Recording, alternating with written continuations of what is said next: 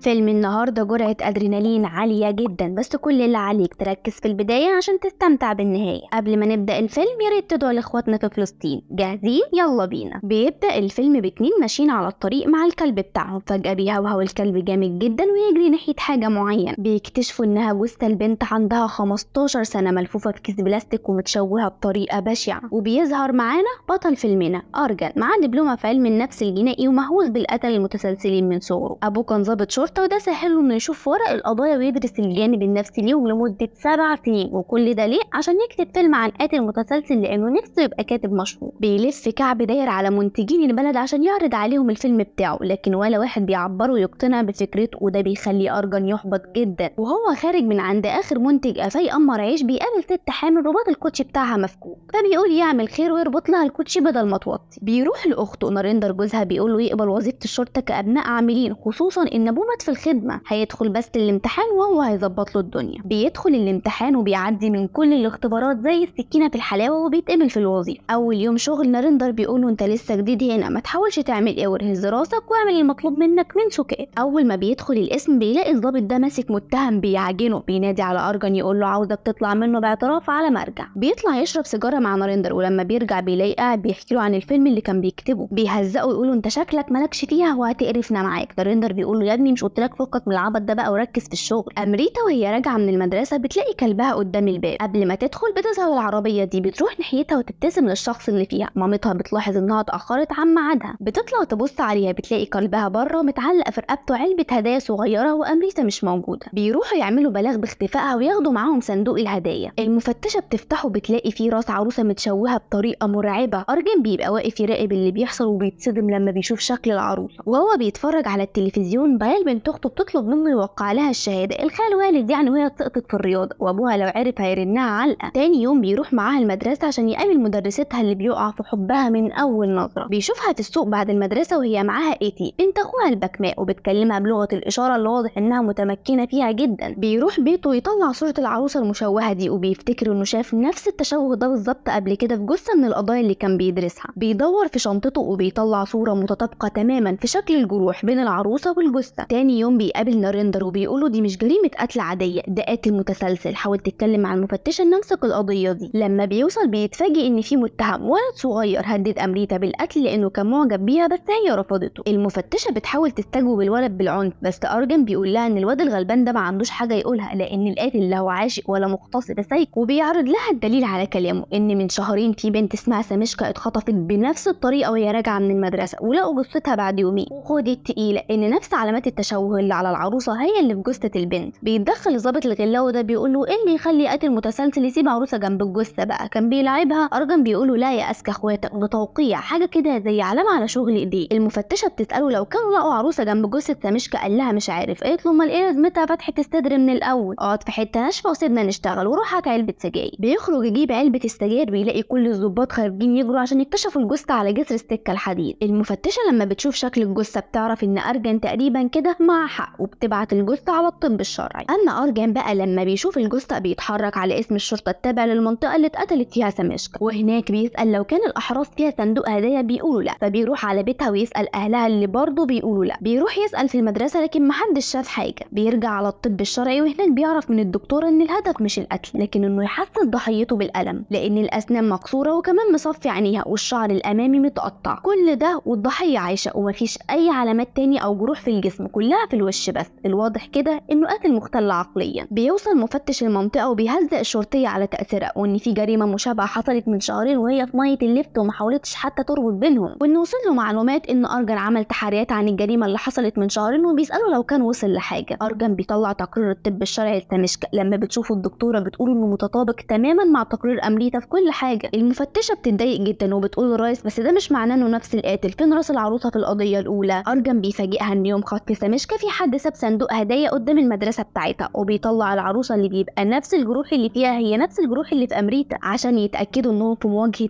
قاتل متسلسل بيستهدف المراهقات، واكيد دلوقتي بيخطط لضحيته الجديده. بيلف أرجن على كل محلات لعب الاطفال عشان يشوف العروسه اللي القاتل بيستخدمها، ما بيلاقيهاش خالص في اي مكان. بيدوروا على حد بيبيعها اونلاين، ما بيلاقوش غير محل صغنن كان بيبيعها، وفي حد عمل طلبيه جمله بس العنوان والمعلومات اللي في الطلبيه بلح، وده بيعقد الموضوع زياده. بنروح لمدرس مدرس بيشرح في فصل وشكله مخه مهوي لانه بيعامل البنات بطريقه معفنه وبيمد ايده عليهم. بتدخل بيال ام ملحق وابوها اللي بتكون لسه منقوله جديد للمدرسه يكش درجاتها تتحسن وتبطل تجيب ملاحق. بعد ما بيمشي ناريندر المدرس المهزأ ده بيقرص بنت من جنبها لانها ما عرفتش تجاوب. بيدخل واحد يقول له ان الحفله بدات في قاعه الاجتماعات، بتخرج كل البنات عشان تروح الحفله، بس هو بيقول للبنت تستنى عشان يشرح لها اللي مش عارفاه. لكن القاذر المهزأ ده بيتحرش بيها وبيهددها لو فتحت بقها هيقول لابوها انه شافها بتتصرمح مع ولد بعد المدرسه، وده سبب درجاتها المعفنه. الاحتفال بيكون عباره عن عرض سحري بتقدمه ساحره، وبتختار بقى ام ملحق عشان تشارك معاها في العرض وبتكون مبهوره بيها جدا. بنروح لديفيا وهي خارجه من الفصل، بتستأذنها كومال انها هتغيب عشان بكره عيد جواز مامتها وباباها. ديفيا بتوافق وبتقول لها عيد جواز سعيد. كومال بتقول لها تقدري تقولي لهم بنفسك، وبتشيل سماعه من ودنها وبتقول لها ان السماعه دي بتسجل كل حاجه. ديفيا بتعرف منها هي مشترياها منين عشان تيجي زيها الاتي، وبيودعوا بعض وكل واحده بتاخد توك توك. بالليل اهل كومال بيروحوا يعملوا بلاغ ان بنتهم لسه ما رجعتش من المدرسه لحد دلوقتي، وسالوا اصحابها ومحدش يعرف عنها حاجه. تاني يوم ارجن وناريندر بيروحوا المدرسه عشان يسالوا ديفيا عنها، بتقول لهم اللي حصل وانها خدت توك توك ومشيت. سالها لو كانت تعرف رقم التوك توك او شكل السواق، قالت لا، لكن في علامه مميزه على ظهر التوك توك لو شافتها هتعرفها. بياخدوها معاهم الموقف بس ما بيلاقوش حاجه. بيجي لها مكالمه من مدرسه ايتي فبتستأذن وتمشي. لما بتروح بتفتكر شكل العلامه اللي كانت على ظهر التوك توك. بتحاول تكلم ارجن عشان تقوله بس تليفونه بيبقى مشغول. بيبقى هو بيبلغ البحث الجنائي حصلوه لانهم لقوا جثه على الطريق. الموتوسيكل بتاعه بيعطل فبيضطر ياخد توك توك. اول ما بيوصل ديفيا بتكلمه تقوله ان التوك توك كان على ظهره نجمه حمراء. بيتفاجئ ان ده نفس التوك توك اللي هو لسه نازل منه حالا. ارجن بيجري زي المجنون ناحيه التوك توك. الواد لما بيشوف ارجن بياخد ديله في اسنانه ويخلع. ارجن بيفضل يطارده لحد ما بيرزعوا الخوذه في راسه ويقفشه. بياخدوه الاسم يرحبوا بيه ترحاب ميري معتبر، فبيعترف انه ما قتلش حد، هو بس نقل معلومات عن البنات اللي بتركب معاه لوحدها. بيدلهم على بيت الشخص اللي بينقل له المعلومات. وهم بيفتشوا ناريندر بيتفاجئ بصوره مدرس الرياضه بتاع بيال، وبيلاقوا شنطه المدرسه بتاعت كومال عنده. ارجن بيقول لهم يشمعوا البيت، وهو خارج بيلمح نفس صندوق الهدايا وطبعا جواه راس العروسه المشوهه. المدرس المهزأ ده بيبقى في المدرسه وبيسالهم مين جاب درجه معفنه. بيال المسكينه بتبقى ميته من الرعب لانها جايبه درجه وحشه وعارفه مصيرها. الجرس بيرن وكل الطلبه بيلموا حاجتهم ويمشوا. بيبدا القذر ده يبتزها عشان تطوع وتسكت عن القرف اللي هيعملوا فيها، لا اما هيقول لابوها على درجاتها وانها مش فالحه. بيوصل ارجن المدرسه ويسال عن المدرس. بيعرف ان اليوم الدراسي خلص، وقبل ما يمشي بتنده عليه البنت اللي المدرس ضايقها قبل كده. قبل ما يلمس بيال بيوصل ارجن يرقعه علقه وبيضربه طلقه تحت الحزام عشان يعرف يتحرش حلو. في المستشفى بيسالوه عن كومال، بيقول لهم انه كان متفق مع سواق التوك توك، واما كومال كانت راكبه معاه هو شاور له، وعشان هو كان بيدرس لها قبل كده وهي عارفاه وافقت انه يركب معاها اما قال لها انه متاخر. بس في الطريق اقنعها تيجي معاه البيت يديها كتاب يساعدها على المذاكره. البنت وافقت وراحت معاه البيت. عرض عليها كوبايه ميه وافقت، بس لما شافته بيحط لها فيها حاجه اصفره قررت تخلع وتجري. جري وراها لكن ما لحقهاش، واما رجع لقى صندوق الهدايا ده عند بيته. ارجن ما بيصدقوش وبيسخفوا قلم. الدكتور بيطلب منهم يخرجوا بره، بيقوم ناريندر رزعه قلم تاني مهزأ ويستاهل. تاني يوم المفتشه بتقول للرئيس ان القضيه شبه بتخلص وانهم قبضوا على المدرس، بس بتنسب الفضل للضابط الغلاوي ده وبتنكر دور ارجن اللي بيتضايق جدا. ناريندر بيهون عليه ويقول له يا عم فكك كله بياكل الاونطه. المهم النهارده 4 يناير عيد ميلاد بيال ممولحه وهتكون نسيت. قال له لا طبعا، وبيوريه الدب اللي كان جايبه لها هديه. بيحضر عيد ميلادها وبيطفوا الشمع وهم مبسوطين. بتيجي الارجن مكالمه وبيتحرك جري على المستشفى. بيلاقي الدنيا مقلوبه في المكان كله عشان المدرس غفل العسكري اللي واقف حراسه عليه وخد سلاحه وحطه على راسه. المفتشه والضباط بيحاولوا يهدوه، بياخدهم على قد عقلهم ويزق العسكري وياخد مكانه المفتش عشان يعرف يوصل للاسانسير ويهرب. الضباط بيجروا على الدور اللي تحت عشان يلحقوه. بيسمعوا صوت ضرب نار من الاسانسير. بتخرج المفتشه وهي مش قادره تاخد نفسها، ومن وراها ارجن اللي وشه متغرق دم لانه قتل المدرس قبل ما المفتشه تروح بشربة ميه على ايديه. وهو بيغسل وشه بتجيله مكالمه بتنشف الدم في عروقه. بيجري على بيت اخته بيلاقيها منهاره لان بيال اتخطفت، وبيتصدم لما بيشوف صندوق الهدايا على الترابيزه. الشرطه بتملى البيت والبحث الجنائي بيعمل شغله ويرفع البصمات. ديفيا بتقعد جنبه تهون عليه. بيلمح في ايدها الموبايل وبيفتكر ان كان في ولد بيصور فيديو في الحفله. ارجن بياخد منه الموبايل ويشوف الفيديوهات اللي صورها البيال، ومن ضمنهم فيديو وهي خارجه بره البيت وبتقف على الباب تكلم حد. بيساله كانت بتكلم مين، قال له ما اعرفش بس انا سمعت صوت عربيه، وده معناه ان المدرس مش هو القاتل، بس في داهيه عاش مهزأ وما اتكلم، ومعناه برضه ان القاتل قريب منهم ومعاه عربيه. بيتعمل كمان على مداخل ومخارج المدينه وبيفتشوا العربيات والغابات وكل حته بس من غير فايده. الصبح ارجن بيوصل بيت اخته. بيقابل ناريندر اللي بيجيله مكالمه. ساعتها ارجن بيلاحظ ان الهواء بيحرك كيس بلاستيك خارج من شنطه عربيه ناريندر. بيروح يشوف ايه ده وهو بيقدم رجله ويأخر التانية. بيفتح الشنطه ويقفلها بسرعه من الصدمه. ماما. ناريندر بياخد باله بيروح يشوف في ايه ارجن، بيحاول يمنعه ويقوله ان مفيش حاجه وكله تمام، بس هو بيزقه بالعافيه ويفتح الشنطه يلاقيها جثه بيان. بينهاروا هما الاتنين على الارض من الصدمه ويدخلوا في نوبه بكاء هستيري. بيسمعوا صوت ام بيان وهي جايه فبيتماسكوا ويمسحوا دموعهم. بتسالهم في ايه، ناريندر بيقول لها ولا اي حاجه، ده ارجن لقى دليل مهم قوي وبيان هترجع قريب، هو هيروح القسم دلوقتي يبلغهم عشان ما يتاخرش. بيتحرك ارجن بالعربيه على الطب الشرعي، بيوصل ويشيل جثه بيان بين ايديه بمنتهى الحزن. بيفتكر اول مره شالها لما اتولدت ودلوقتي هي جثه مشوهه قدامه وقلبه متقطع مليون حته عليها، وبينهار من الالم اللي جواه. بيتوقف ارجن عن العمل لانه ضرب نار في المدرسه على المدرس بدون داعي ولا اذن. بيسلم سلاحه والظابط الغلاوي ده بيبقى شمتان فيه. بيقابل ديفيا ويتكلموا شويه. بيلاحظ السماعه اللي في ودن ايتي. ديفيا بتقوله انها جابتها لها عشان تساعدها لما شافت زيها مع كمال وانها بتسجل كل حاجه. قال لها نعم، تقصدي ان كمال معاها زيها؟ قالت له اه. بيجري على الطب الشرعي يدور في الحاجات اللي كانت مع كمال، بيلاقي السماعه. لما بيشغلها بيسمع صريخ كمال وهي بتترجى حد ما يقتلهاش، وبيشتغل لحن معين. بيروح لواحد شاطر في العزف يسمعه اللحن. بيقول له ان دي اول مره يسمع اللحن ده، بس يقدر ياكد له ان ده لحن اسكتلندي وان اللي بيعزف ده عازف بريمو. بيحمل اللحن على فلاشه ويطلع على الاذاعه عشان يحاول يذيعه، بس المذيع بيرفض. بالصدفه بتعدي الست اللي كان ربط لها الكوتشي في اول الفيلم وبتكون مذيعه في الراديو، والبرنامج بتاعها هيبدا كمان 10 دقايق. بتاخد منه الفلاشه عشان تذيع اللحن، وبتقول المذيعه انها هتذيع دلوقتي مقطوعه موسيقيه، واللي هيعرف مين عزف المقطوعه دي وفين هيكسب في المسابقه. اللحن بيلف المدينه كلها وبيجي اتصالات كتير، وكل اللي على كيفه هبدا بيقولها، لحد ما بتتصل بنت بتتعرف على اللحن وانه اتعزف في الاحتفال السنوي بتاع مدرستها، وبتقول لهم اسم المدرسه. بيطلع ارجن على المدرسه وبيشوف الفيديو بتاع الاحتفال. بيلاقيها الساحره اللي عملت العرض في مدرسه بيان هي اللي بتعزف اللحن، والبنت اللي اختارتها تساعدها في العرض هي ساميشكا الضحيه الاولى. بيتصدم ارجن من اللي بيشوفه، وبيعرف من المدير انها خرصه ومعاها عربيه لونها كحلي. بيتصل بديفيا يسالها لو كانت المدرسه عملت عرض سحري في مدرسه كمال قبل ما تتخطف، بتقول له ايوه. بيسالها طب اللي عملت العرض دي ست عجوزه شويه؟ قالت له اه، خرصه ولابسه نضاره. قال لها ده انا وقعت من السما وانت استلقتيني، محتاج معلومات عن الوليه دي الله يبارك لك. بيكلم المساعد بتاعه ويقول له في عرض سحري اتعمل في مدرسه امريتا اللي هي الضحيه الثانيه، عاوز نسخه من الفيديو اي معلومات عن الوليه دي. والمفاجاه ان في كل الفيديوهات بتكون هي نفس الساحره ونفس اللحن بيتعزف. ارجن بيروح للمفتشه بتقول له معاه 5 دقايق بس. ارجن بيشرح لها اول حاجه ان في كل ضحيه من الاربعه اتعمل في مدرستها عرض سحري من نفس الساحره، والاربع بنات اختارتهم الساحره كمتطوعين عشان يساعدوها في العرض، فينبهروا بيها عن قرب ويبقى سهل عليها تتودد لهم ويامنوا لها. تاني حاجه ان في الاربع قضايا كل بنت اتخطفت بعد الحفله اللي حصلت في مدرستها بيومين، زي مثلا بيال الحفله كانت في مدرستها يوم 2 وهي اتخطفت يوم 4. الساحره بتاخد اليومين دول تراقب الضحيه كويس قوي وتعرف خط سرها، وبعد كده تظهر لها. قال يعني بالصدفه. ضفراوه فندم مش بيعجبه الكلام وبيقول لها ايه الهبل ده يا اداره، عاوز يطلع وليه خرصه وعجوزه قاتله متسلسله. المفتشه بتهب فيه وبتقول له ما تبطل غل ياض بقى، الراجل صوته اتنبح من اول الفيلم ان ده قاتل متسلسل وعنده نمط معين واحنا مطريين للكلام، ومع ذلك بيحاول في القضيه. اسلك كده وروح سلمه سلاحه. بتقول لارجن انها هتتكلم مع الرئيس بنفسها عشان يرجع، ومن اللحظه دي هو المسؤول عن القضيه وهياخدوا الاوامر منه. بيقول لها اول حاجه لازم نوزع صوت العجوز الشمطاء دي على كل الاقسام، ونشوف لو كان في مدارس نظموا عرض سحري قريب. المفتشه بتدور في كل المدارس، وفعلا بيكون في عرض سحري اتنظم في مدرسه من يومين لنفس الست، والبنت اللي اختارتها عائشه خان، يعني المفروض النهارده ميعاد التنفيذ. بيروحوا المدرسه وبيدخلوا فصل عائشه مع المدير على اساس انه هيتكلم مع الطلبه ازاي يحموا نفسهم من الخطر. المفتشه بتقول لارجن بالراحه على مكان عائشه في الفصل. ارجن بيقول لهم يخلوا بالهم من نفسهم كويس قوي وما يخافوش ويواجهوا الموقف، ولو في فرصه للهرب يخلعوا، ولازم موبايلاتهم طول الوقت سايلنت ويخبوها. بيمليها برقم ويتاكد ان عائشه كتبته، وبيخليها ترن عليه وبيتاكد انها خبت الموبايل بتاعها وبيمشي. لما بينزلوا تحت المفتشه بتقول له يعني عارف ان البت هتتخطف، فطلع تقول خطبه ما نلحقها. قال لها ظلمك اللي خلت مفتشه، والله ده معناه ان شخص تاني هيموت، احنا هدفنا القاتل عشان كده لازم نتقل يا بحر النباهه. الجرس بيرن والطلبه بتخرج من المدرسه. بيبقى ارجن والمفتشه بره بيراقبوا الجو وعائشه تحت عينيهم. بيعدي واحد بموتوسيكل ياخدها والشرطه وراهم لحد ما بيوصلوا قرب بيتها. اول ما بتنزل وتمشي خطوتين بتظهر العربيه الكحلي تزمر لعائشه وبتقف تكلمها. بتيجي عربيه قدامهم تحجب الرؤيه. بينزلوا جري يلاقوا عائشه والعربيه الكحلي فص ملح وداب. بيبص حواليه كويس بيلاقيها بتشتري ايس كريم. بيجري عليها يسالها مين اللي كان في العربيه. قالت له ده حد كان بيسال على العنوان. انت مين اصلا؟ قال لها يا بنتي انا الظابط اللي كنت في المدرسه من شويه. قالت له شكلك اتكلمت مع عائشه توامي. انا سميره. قال لها يا حزن اسود، امال عائشه فين؟ قالت له في درس الرقص، وبتديله العنوان. بيطلع على مكان درس الرقص، وقبل ما يدخل بيلمح صندوق الهدايا، فبيطلب من فريقه يتتبعوا رقم عائشه حالا ويحددوا مكانها. بيحددوا المكان على الطريق السريع وكل القوات بتتحرك على هناك. الظابط اللي بيتتبع عائشه على الجي بي اس بيقول ان الارسال عندها ضعيف قوي، بس اخر مكان كان قرب الكنيسه، فبيضطروا ان كل واحد يفتش في اتجاه. بتبقى الساحره مروقه مروقة على حلقة وقاعدة تعزف جنب عائشة اللي بتترجاها ترجعها البيت. بتفتكر كلام أرجن فبتسأل الساحرة على الحمام بتشاور لها عليه. بتدخل عائشة الحمام على أمل تعرف تهرب بس بتلاقيه مكان مرعب وقذر. بتطلع موبايلها بسرعة وترن على أرجن عشان تستنجد بيه وتقوله إنها مستخبية في الحمام. بيطمنها إنه قريب منها وبيلقطوا مكانها على الGPS وبيبلغوا أرجن بيه. الولية بتحاول تكسر الباب عليها، بتصرخ عائشة برعب بس أرجن بيعديها ويقول لها تنط من شباك الحمام. بتنط فعلا قبل ما تدخل عليها الساحرة. بتحاول تلاقي مخرج من البيت المريب ده وبتدخل أوضة مرعبة. بيوصل أرجن عند البيت وبيبقى شكله مرعب ومخيف. بيحاول يفتح أي باب يقابله لحد ما بيدخل أوضة شبه الأوضة اللي فيها عائشة اللي بترن عليه عشان توصف له الأوضة اللي هي فيها. أرجن بيتجنن لأن دي الأوضة اللي هو فيها. بيخرج من الأوضة ويكتشف إن كل الأوض متشابهة ما عدا أوضة واحدة فيها بيانو. بيقول لها حاولي تدوري على الأوضة اللي فيها البيانو بس بتدخل عليها الساحرة وفي إيدها شاكوش كبير. بتصرخ عائشة من الرعب وتهرب. بيجري أرجن يدور عليها. بيبلغوا إن الGPS جايب تطابق في الموقع، يعني هو في نفس المكان اللي عائشة فيه. قال له يا ابني ايه العته ده، الأوضة فاضية. قال له دور بس كويس لأن الإحداثيات متطابقة. بتبقى المسكينة مستخبية من الساحرة وهي ميتة من الرعب. الشيطانة دي بتلاقيها وتجيبها من شعرها. بتقاوم عائشة بشجاعة وتمسك في السلم اللي في الأوضة. كل ده وأرجن بيحاول يشوف أي حاجة في الأوضة توصله لعائشة لحد ما بيلاقي باب سري بيوصل لأوضة تحت الأرض. بيفتح الباب بيلاقي الساحرة وقبل ما يضرب نار بتهرب منه. بيحاول يجري وراها بس عائشة من الرعب بتمسك فيه وتتحايل عليه ما يسيبهاش، فبيضطر يفضل معاها على ما يوصل الدعم. ديفيا بتلاقي دوشة قرب بيتها. بتكلم أرجن تطمن عليه. بيقول لها خلي بالك من نفسك وقفلي الأبواب كويس لأن الساحرة هربت، أنا أصلا جنب بيتك وممكن أفوت عليه. بتقفل معاه وتحط موبايلها على الشاحن بس الكهرباء بتقطع وبتلاقي الساحرة في وشها. بيبقى البحث الجنائي بيمشطوا بيت الساحرة وبيبلغوا أرجن إنهم لقوا جواز سفر بريطاني باسم أغنس فرناندو وجواز سفر باسم كريستوفر. بيشبه أرجن على الاسم وبيفتكر إن من 12 سنة كان في ساحرة اسمها أغنس فرناندو عندها ولد اسمه كريستوفر. هاجرت من بريطانيا الهند بعد طلاقها. معنى كده إنها حية ورجعت عشان تنتقم من البنات الصغيرة. بس السؤال الأهم، ليه ديفيا وإيتي بيحاولوا يستخبوا من الساحرة اللي بتطاردهم جوه البيت؟ بتجري تجيب موبايلها تكلم أرجن بس الساحرة بتمسكها من رقبتها تهبدها في الحيطة تقع على الأرض بس ديفيا بتكعبلها فبتضربها الساحرة بالشاكوش في بطنها. بيوصل أرجن لبيت ديفيا ويسمع صريخها. بيكسر الباب ويدخل يلاقيها مرمية على الأرض. بتقول له الحق إيتي بسرعة، خطفتها وهربت. بيجري أرجن زي المجنون وبيشوفها وهي داخلة بين الشجر عشان توصل لبيت مهجور ومرعب وسط الغابة. بيدخل أرجن البيت بحذر بيلاقيها ماسكة إيتي وهتضربها بالشاكوش بس لما بتلمحه بتحدفه بيه وتختفي مع إيتي. بيدور عليها لكنها بتطلع له فجأة وبخفة يد فظيعة بتاخد سلاح وتبدأ تضرب فيه يمين وشمال وهو مش ملاحق من الحرمة السعرانة دي وبخفة يد برضه بتربطه في رجل الكرسي وتختفي. بيفك رجله ويدور عليها بيلاقي إيتي طالعة تجري من البيت. بيجري وراها بس الساحرة بتعترض طريقه وتفضل ترمي عليه ورق الكوتشينة كأنه سكاكين وقبل ما يضرب عليها نار بتختفي مرة تانية وهو مش فاهم العبط اللي بيتعرض له. بيلاقي إيتي وقبل ما ياخدها ويمشي الساحرة بتديله بالسكينة في كتفه. أرجن بيطبق على زمارة رقبتها وبتقع منها باروكة وبيطلع راجل من الست. بيعرف أرجن في ساعتها إنه كريستوفر. بيقوله الحكاية بدأت من 12 سنة لما جابتني أمي للهند لعل وعسى الناس تتقبلني بس بسبب مرض الشيخوخة المبكر اللي عندي بدأوا يتنمروا عليا ويضايقوني. وفي وسط كل ده ظهرت ملاك اسمها صوفيا كانت جميلة وقريبة مني. اتعلمت السحر من أمي عشان أبهرها وتحبني زي ما حبيتها بس لما اعترفت لها بحبي ادتني درس عن الجينات وعلم الوراثة وقالت لي هو عشان كنت ذوق معاك هتفتكر إني بحبك. ساعتها اتلم عليا شوية عيال متنمرة قلعوني البنطلون وزفوني وفضلوا يقولوا لي يا عاجل. وفي اليوم ده كل حاجة اتغيرت للأبد وقررت أحول كل شيء جميل لوش مشوه. تاني يوم جت صوفيا عشان تعتذر لي بس أنا حسيت إني هبقى تمام أكتر لو قتلتها. أمي هي اللي شالت القضية بدالي وبعد ما قضت عقوبتها وجت تستلمني من دار الرعاية اللي كنت فيه عملت حادثة وماتت بس أنا قررت إنها هتعيش واستخدمت وشها عشان أتقرب من البنات واستمتع بقتلهم. وأنت كمان هتموت بس لما تتفرج عليها وهي بتموت الأول. أرجن بيقول لإيتي تهرب بس كريستوفر بيبقى خد منها السماعة كسرها. أرجن بيستفزه بنفس الكلام اللي كانوا بيقولوه زمان وبيقولوا بتعصبك يا عاجز. طب يا عاجز يا عاجز. كريستوفر بيتجنن ويجري على أرجن اللي بيمسكه يعجنه ويمرمطه لحد ما يقع من غير حركة بس بيقوم يهبده بإزازة في راسه ويخنقه جامد. في اللحظة الأخيرة إيتي بتديله سكينة بيرشقها له في جنبه ويغور في داهية يموت. بتوصل ديفيا وتطمن عليه وعلى إيتي ويحضنوا بعض في سعادة إن الكابوس ده خلاص انتهى وأرجن نجح. وفي النهاية لو عجبك الفيلم دوس لايك وما تنساش تعمل سبسكرايب وتفعل زر الجرس عشان توصلك الملخصات الجديدة. ولو في فيلم معين عايزنا نلخصه ما تنساش تكتبه لنا تحت في الكومنت.